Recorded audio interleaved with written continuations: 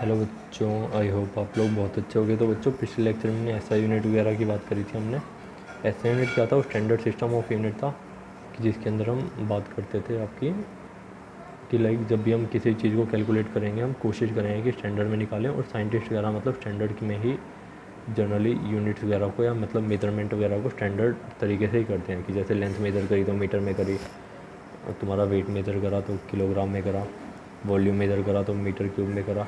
ठीक है, तो मतलब ये सब चीज़ें वो जनरली साइंटिस्ट लोग फॉलो करते हैं। ठीक है, वो हमने स्टैंडर्ड वगैरह हम एक्सपेरिमेंट वगैरह की चीज़ें हमने देखी थी। ठीक है बच्चों, हमने वो 7 बेसिक यूनिट देखी थी लेंथ वगैरह की। ठीक है, कि वॉल्यूम लेंथ वगैरह की देखी थी, है ना बच्चों। हमने फिर बात करी थी आपकी लाइक किलोग्राम की, वो क्या होगी किलोग्राम, मतलब लाइक हाँ मास की यूनिट केजी होगी। ये सब हमने बेसिक बेसिक बात करी। तो बेसिक बेसिक बातें करी, तुम्हारे मन में डाउट आया होगा कि सर अगर डेंसिटी हो तो उसकी क्या यूनिट होगी, वॉल्यूम की क्या ऐसा यूनिट होगी, वो क्या स्टैंडर्ड यूनिट लेके चलेंगे। उधर भी तो गड़बड़ हो सकती है। वेलोसिटी की क्या स्टैंडर्ड यूनिट होगी, तो उधर भी गड़बड़ हो सकती है। अगर ऐसे जब वहाँ गड़बड़ हो सकती है लेंथ वेंथ मेजर करने में, तो वेलोसिटी में भी तो हो सकती है। तो उनकी क्यों नहीं ऐसा यूनिट डिसाइड की गई? तो जो उनकी भी ऐसा यूनिट है, जो 7 बेसिक यूनिट दे दी, उन 7 बेसिक यूनिट का यूज़ करके हम बाकी सारी यूनिट भी निकाल सकते हैं। देखो कैसे कैसे। तो अभी हम इस लेक्चर में हम कुछ डिराइव्ड यूनिट की बात करने वाले हैं कि उन बेसिक यूनिट का यूज़ करके, कि उन बेसिक यूनिट का यूज़ करके कैसे हम एडवांस चीज़ों की यूनिट निकाल सकते हैं, जैसे डेंसिटी वगैरह की। और साथ में हम कुछ स्केल वगैरह देख लेंगे कि टेम्परेचर के कौन कौन से स्केल हैं, मास वेट, ये सब बातें। ठीक है, तो ठीक है बच्चों, स्टार्ट करते हैं। तो बच्चों देखो, वॉल्यूम का फॉर्मूला क्या होता है? लेंथ इंटू में क्यूब। लेंथ का क्यूब मतलब कि लेंथ का होल क्यूब। लेंथ इंटू में लेंथ यही होता है ना। तो लेंथ की यूनिट क्या होती है? मीटर। तो इधर से वॉल्यूम की यूनिट क्या होगी? मीटर क्यूब, है ना। तो वॉल्यूम की ऐसा यूनिट क्या होगी? Standard unit metre cube. ऐसे ही अब बात कर लें डेंसिटी के। ठीक है, हम हालांकि मिलीलीटर यूज़ भी यूज़ करेंगे, लीटर भी यूज़ करेंगे, हम सब चीज़ यूज़ करेंगे ज़रूरत के हिसाब से, बट ये स्टैंडर्ड यूनिट है। ठीक है, जब जो ज़रूरत होगी हम वो यूज़ करेंगे, ऐसा नहीं कि हम लीटर यूज़ नहीं करेंगे। तुम बोलोगे कि सर हमने तो अभी तक लीटर यूज़ करते आए हैं, वो सब भी हम यूज़ करेंगे टाइम आने पे। बट जहाँ स्टैंडर्ड की बात होगी तो वहाँ में ऐसा यूनिट ही यूज़ करनी होगी। ठीक है बच्चों, बहुत बढ़िया। फिर ऐसे हम डेंसिटी की निकाल सकते हैं। हमें मास की पता है, वॉल्यूम की पता है। डेंसिटी होता है मास अपन वॉल्यूम, मास की यूनिट केजी, वॉल्यूम की हमने देखी ऐसे यूनिट मीटर क्यूब। तो इधर से डेंसिटी आ गई मीटर क्यूब को ऊपर लिखे गए, केजी मीटर का, केजी मीटर -3, यानी कि केजी पर मीटर क्यूब, है ना। ठीक है बच्चों, इसी तरह से डेंसिटी की भी ऐसा यूनिट आ गई। फिर बच्चों एक बात कर लेते हैं मास और वेट की, कि हालांकि तुम्हें आइडिया होगा बट एक बार देख लो मास और वेट क्या होता है। मास बच्चों की उस किसी भी ऑब्जेक्ट के अंदर, किसी भी मैटर के अंदर कितना एक्चुअल में उसका अमाउंट प्रेजेंट है, कितना उसका वज़न है ना, कि जिस पे कोई फोर्स नहीं लग रहा। और वेट क्या है? कि तुम्हारा एक जस्ट वेट है तुम्हारा मास जिस पे ग्रेविटी का फोर्स लग रहा हो, है ना। कि देखो, मास यानी कि एक्चुअल मास। मास तो ऐसा होता है कि जैसे मान लो तुम में से कोई इंसान है, उसका मास है 50 किलो। अब चाहे तुम उसे अर्थ में नापो, चाहे प्लूटो पे नापो, चाहे जुपिटर पे, कहीं भी मतलब कि किसी प्लेनेट पे नापो, चाहे ग्रेविटी हो चाहे ना हो, मास उसका सेम रहेगा। मास डजेंट चेंज, मास कांस्टेंट होता है किसी भी चीज़ का, कि एक्चुअल उसके अंदर वजन कितना है, कितना अमाउंट है। जबकि वेट क्या होता है? वेट ग्रेविटी पे डिपेंड करता है, वेट ग्रेविटी के साथ चेंज हो जाता है। जैसे अभी अर्थ पे तो ग्रेविटी कितनी होती है? 9.8 के आसपास।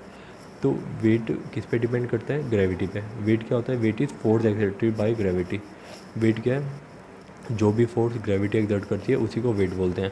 तो वेट तुम्हारा अर्थ पे में भी 50 हो, बट तुम मून पे जाओ जहाँ पे ग्रेविटी नहीं है, वहाँ पे में भी चेंज हो जाए कुछ, वहाँ पे 40 हो जाए, कुछ हो जाए ना। तो वेट किस पे डिपेंड करता है? ग्रेविटी पे। तो वेट चेंज हो जाता है प्लेस टू प्लेस, है ना, कि कहीं पे ग्रेविटी कम है तो उसका वेट चेंज हो जाएगा। बल्कि जबकि मास में ऐसा नहीं होता, मास हमेशा कांस्टेंट होता है, वेट चेंज होता रहता है, जो कि ग्रेविटी पे डिपेंड करता है ना। Weight is the force exerted by gravity. Weight का फॉर्मूला भी होता है मास इंटू में ग्रेविटी। ठीक है, और हम लैब वैब में हमेशा मास का यूज़ करते हैं। हमारे पास ऐसी टेक्निक वेक्निक है, एनालिटिकल बैलेंस वैलेंस होता है लैब में, एक तराजू सा, जिसके अंदर हम, जो हमें सिर्फ मास की ही जानकारी देता है। ठीक है बच्चों, तो हम कहीं भी यूज़ करते हैं, हम जनरली एक्सपेरिमेंट में, क्वेश्चन में हम मास का यूज़ करते हैं। ठीक है बच्चों, ऐसी टेम्परेचर की 3 कॉमन स्केल होते हैं जनरली। केल्विन स्केल, कैल्शियम नहीं बच्चों, इधर आएगा सेल्सियस स्केल, है ना, डिग्री सेल्सियस स्केल, और फ़ारेनहाइट स्केल। तुमको जानते हो केल्विन टेम्परेचर को किन किन तरीक़ों से नापा जा सकता है, किन किन में? सेल्सियस में, केल्विन में, फ़ारेनहाइट में। ठीक है बच्चों, एक बार इन तीनों का कन्वर्जन देख लेते हैं, इन तीनों को आपस में कैसे कन्वर्ट किया जाता है। ठीक है बच्चों,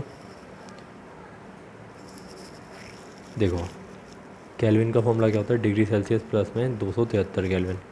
तुम्हें डिग्री सेल्सियस गिवन है तो कैसे केल्विन में निकालोगे, फॉर्मूला पुट करो, केल्विन किसके इक्वल होता है, जो भी डिग्री सेल्सियस की वैल्यू गिवन है पुट करो, साथ में ऐड कर दो 273 केल्विन, तो इधर से हमारी वैल्यू आ जाएगी केल्विन में।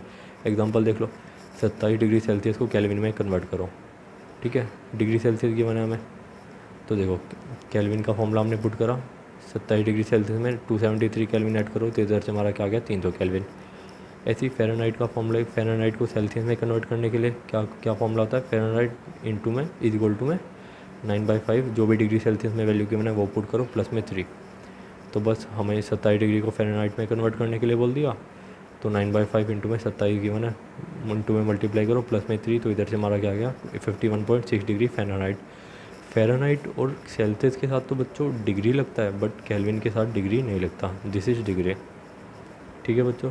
अब तुम्हें मान लो तुम्हें बोल दे कि सेल्सियस गिवन है, तुम्हें हाँ सेल्सियस गिवन है, उसे बोल दे केल्विन गिवन है, उसे बोल दे केल्विन सेल्सियस में निकालो, केल्विन की वैल्यू इधर पुट करो, इसको इधर ले जाओ, तो इधर से हमारे पास सेल्सियस की वैल्यू आ जाएगी कि केल्विन गिवन है सेल्सियस में निकालो, तो केल्विन को इधर पुट करो, इसको इधर ले जाओ, सेल्सियस में वैल्यू आ जाएगी, समझ रहे हो है ना।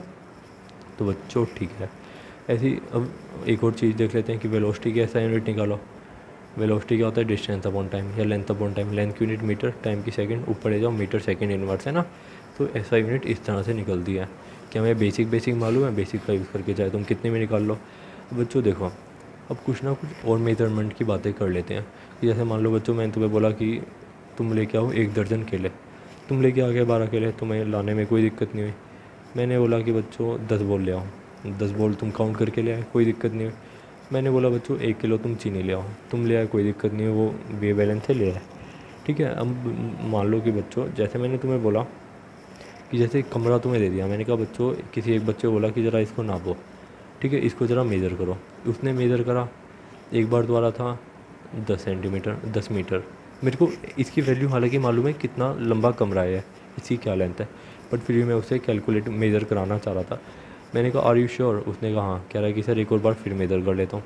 तो उसने इस बार मेज़र कराया 10.2 मीटर, उसने फिर मैंने कहा चेंज लगा रही है वैल्यू, कह रहा सर एक बार फिर से मेज़र करता हूँ, श्योरिटी हो जाएगी क्या है। उसने अब मेज़र करा 10.1 मीटर आ रही थी, यानी कि वो इंची टेप से मेज़र कर रहा था है ना। तो यानी कि जब उसको ऐसे रूम को मेज़र करने लगा इंची टेप से तो थोड़ी दिक्कत आने लगी। तो उसने क्या करा, मैंने बोला चलो एक काम करो 3-4 बार मेज़र कर लो, फिर उनका एवरेज ले लेना, जो भी एवरेज होगा फिर हम उसको मान लेंगे कि हाँ इस कमरे का उतना लेंथ है, ठीक है। तो ठीक है, उसने क्या करा 3-4 बार कमरे को नापा, ठीक है, ठीक है, जिसका पहले तो था 10.1 मीटर, फिर आया 10.2 मीटर, फिर आया 10.3 मीटर, फिर आया 10.2 मीटर, अलग अलग वैल्यू आ रही थी। तो मैंने बोला बच्चे एक काम करो, इनका एवरेज ले लेते हैं, इन चारों को ऐड करके 4 से डिवाइड कर लेते हैं, इनका एवरेज ले लेते हैं, वही हम मान लेंगे कि कमरे की इतना लेंथ है, ठीक है बच्चों। तो इस तरह से हमने मेजरमेंट करा, ठीक है। अब इधर 2 टर्म आती है एक्सपेरिमेंट करते time, precision and accuracy. Precision क्या होता है, प्रिसिशन क्या होता है, जैसे देखो हमने क्या करा, हमने डिफरेंट मेजरमेंट जब करी उनकी वैल्यू ऑलमोस्ट सेम आई, जैसे पहले 10.1 मीटर ली आई, फिर 10.2 मीटर, फिर 10.3 मीटर, फिर 10.2 मीटर, ऑलमोस्ट सबकी सेम आ रही थी, ठीक है। और ये जो सब वैल्यू है एक दूसरे के पास है ना, ऐसे अलग नहीं है कि पहले 10 आ गई फिर 11 की, ऑलमोस्ट सब सेम आ रही थी, ठीक है। और जो ये सब वैल्यू आ रही है ना, ये एवरेज वैल्यू के सब पास ही आ रही हैं, ठीक है। जैसे 10.4 की तो पास है, 10.2 10.3 10.2 है ना, सब 10.4 के पास है। तो ऐसी वैल्यू को हम क्या बोलते हैं बच्चों, प्रीसाइज वैल्यू। फिर से एक बार देखो, प्रीसाइज वैल्यू क्या होता है कि जब हमने मान लो 4-5 मेजरमेंट ली, चारों पाँचों लगभग एक दूसरे के आसपास आई, और साथ में जो वो चारों पाँचों आ रही थी वो एवरेज वैल्यू के पास में ही आ रही थी। तो ऐसी वैल्यूज़ को हम क्या बोलते हैं कि ये प्रीसाइज वैल्यू है ना, कि मतलब इसने लगभग ठीक ठाक वैल्यू निकाली है, प्रीसाइज है कि ऑलमोस्ट लगभग सेम आ रही है, ठीक है। ऐसी वैल्यू को हम क्या बोलते हैं, प्रीसाइज वैल्यू। इसकी डेफिनेशन देख रहा हूँ, if values of different measurements are close to each other, कि जो हमने मेजरमेंट करी वो क्लोज टू ईच अदर है, एक दूसरे के पास है, और close to their average value, और अपनी एवरेज वैल्यू के भी पास है। तो ऐसी मेजरमेंट को क्या बोलते हैं कि ये जो मेजरमेंट हमने करी है प्रीसाइज है, कि हाँ लगभग ठीक है, ठीक है। ये तो क्या प्रीसाइज वैल्यू का एग्जांपल। और मान लो अगर ये वैल्यू प्रीसाइज ना होती, कि लगभग ठीक ना होती, तो देखो क्या होता। जैसे मान लो एक बार उस बच्चे ने 10.1 मेज़र करा, फिर 10.5 मेज़र करा, फिर 10.3 मेज़र करा, फिर 10.9 मेज़र करा। अब देखो पास में नहीं आ रही ना, पहले तो 10.1 की आ गई, फिर 10.5 की आ गई, फिर 10.3 ही आ गई, फिर 10.9। ये देख रहे हो कितना ज़्यादा फ़र्क आ रहा है। तो ऐसी को हम प्रिसाइज नहीं बोलेंगे, तो इसको बोलेंगे this is not precise value. तो हम इसको एक्सपेरिमेंट में यूज़ नहीं करेंगे, ये ठीक वैल्यू नहीं होगी। और एवरेज वैल्यू देखो, इसको एवरेज वैल्यू निकालोगे, चारों को ऐड करके 4 से डिवाइड करके 10.9 मीटर आएगी। तो ये क्या पास आ रही है एवरेज वैल्यू क्या? एवरेज वैल्यू तो 10.9 मीटर आ गई, ठीक है। एवरेज वैल्यू 10.9 मीटर है, कभी 10.1 आ रही है, कभी 10.5 आ रही है, यानी कि इसके पास भी नहीं है। तो ऐसी वैल्यू को हम क्या बोलते हैं कि ये वैल्यू प्रिसाइज नहीं है और इसको हम एक्सपेरिमेंट वगैरह में यूज़ नहीं कर सकते। बच्चों ये कोई पूछेगा नहीं, बेसिक बातें एक्सपेरिमेंट वगैरह की जो जनरली लैब वगैरह में यूज़ होती हैं, ठीक है। तो प्रिसिक्शन क्या होता है कि जो भी हमने वैल्यू वगैरह मेज़र करी वो लगभग पास आनी चाहिए और एवरेज वैल्यू के भी पास ही होनी चाहिए। ऐसा नहीं कि हर बार अलग अलग आ रही है और एवरेज वैल्यू आ रही है 10.9 और जब हमने कैलकुलेट करा इसको मतलब इसके पास भी नहीं आ रही। तो इधर से दो प्रिसिशन क्या होता है या प्रिसाइज वैल्यू कौन सी होती है कि जब जो भी हमने मेज़र करा वो वैल्यू आसपास आई और जो जितनी वैल्यू थी वो एवरेज वैल्यू के ऑलमोस्ट पास में थी, तो उसको हम बोलेंगे प्रिसाइज। ऐसी वैल्यू को हम यूज़ कर सकते हैं, ठीक है बच्चों। आगे बढ़ते हैं बच्चों, एक दूसरी टर्म आती है एक्यूरेसी। देखो अब जैसे मान लो कि मेरे को इसकी कमरे की करेक्ट वैल्यू मालूम थी कि 10.5 मीटर का इस कमरे की लेंथ है, इस कमरे की लंबाई है 10.5 मीटर, ठीक है। अब तुमने मुझे एवरेज वैल्यू निकाल के दे दी, 4-5 बार तुमने मेज़र करा और एवरेज वैल्यू निकाल के दे दी। तुमने बोला कि 10.4 मीटर, ये किसके पास थी? करेक्ट वैल्यू के पास थी। तो हमने जो तुमने वैल्यू बोली हमने इसको क्या बोला कि हाँ ठीक है ये वैल्यू चल जाएगी, तो हमने ऐसी वैल्यू को बोल दिया एक्यूरेट वैल्यू, ठीक है। अगर मान लो हमारी करेक्ट वैल्यू जो ठीक वैल्यू है वो 10.5 मीटर और तुमने दे दी 10.9 मीटर, तो ऐसी वैल्यू को हम क्या बोलेंगे कि वैल्यू एक्यूरेट नहीं है, ऐसी वैल्यू को हम बोलेंगे इनएक्यूरेट वैल्यू। एक बार इसकी डेफिनेशन देखते हैं, तुम्हें चीज़ें और बेहतर समझ आएंगी। देखो, if the average value of the different measurement is close to the correct value, कि हमने डिफरेंट मेजरमेंट करी 4-5 बार, उसकी जो एवरेज वैल्यू निकाली, अगर वो जो कि करेक्ट वैल्यू जो हमें ऑलरेडी पता है अगर उसके पास है, उसके आसपास है, तो हम क्या बोलेंगे कि जो मेजर्ड वैल्यू है ये क्या है? एक्यूरेट है, ठीक है। ये मेजर्ड वैल्यू जो हमने कैलकुलेट करी है, हमने मेज़र करी है, वो ठीक है, एक्यूरेट है। एक्यूरेट मतलब ठीक है, बढ़िया, ठीक है, एकदम बढ़िया, ठीक है।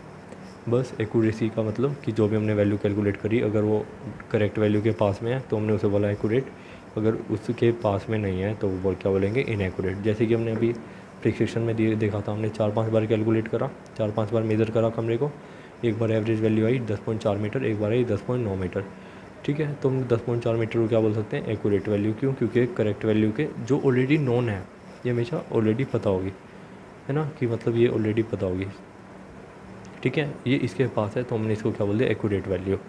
और अगर मान लो इससे बहुत दूर आ गई तो हम दूसरी वाली वैल्यू को हमने क्या बोल दिया? Inaccurate value. तुम ऐसा भी बोल सकते हो कि सर जब हमें मालूम ही है कि करेक्ट वैल्यू तो हमें मेज़र करने की ज़रूरत क्या है? बच्चों मान लो कोई तुम्हारा टीचर है, वो तुम्हें करा रहा है, अब टीचर को मालूम है, वो तुमसे करा रहा है, चेक करा रहा है कि तुम्हें आती है नहीं आती, तुम्हें मालूम तो होना चाहिए ना कि ये सब चीज़ें किस तरह से होती हैं, ठीक है। तो मतलब ये जैसे तुम्हें बताई नहीं गई बट मालूम है, ठीक है, करेक्ट वैल्यू मालूम है बट तुम्हें बताई नहीं, तुम्हें कहा जाओ कैलकुलेट करके लाओ, फिर जब तुम कैलकुलेट करके लाए फिर हम बताएंगे कि एक्यूरेट है इनएक्यूरेट है, ठीक है बच्चों। ये सब बेसिक बातें हैं, ठीक है। और जब भी हम एक्सपेरिमेंट करेंगे या मेज़रमेंट वगैरह करेंगे तो हमेशा ध्यान रखा जाएगा कि वैल्यू जो तुम मेज़र करोगे वो प्रिसाइज भी हो और एक्यूरेट भी हो। प्रिसाइज और एक्यूरेट मतलब कि जो भी तुमने 3-4 बार वैल्यू जो हम कैलकुलेट करी वो ऑलमोस्ट आसपास हो और जो एवरेज वैल्यू जो उसकी निकल गया है वो तुम्हारी करेक्ट वैल्यू के पास हो। तो जब भी मेज़रमेंट करेंगे तो ये 2 बातें ध्यान में रखी जाएंगी कि वैल्यू प्रिसाइज भी होनी चाहिए, लगभग सेम आनी चाहिए हर बार, और वो एक्यूरेट भी होनी चाहिए, करेक्ट वैल्यू के पास होनी चाहिए, ठीक है बच्चों। ये बेसिक टर्म थी, एग्ज़ाम में नहीं पूछी जाती बट हमें गिवन है तो हमको आनी चाहिए, ठीक है। अब सीखना तो है, ठीक है, क्योंकि एक्सपेरिमेंट वगैरह में भी ये यूज़ होती हैं, आगे काम आएंगे, अभी काम नहीं आएंगे, ठीक है बच्चों। कोई भी डाउट होता है तो आप लोग पूछ लेना, ठीक है बच्चों। Thank you so much.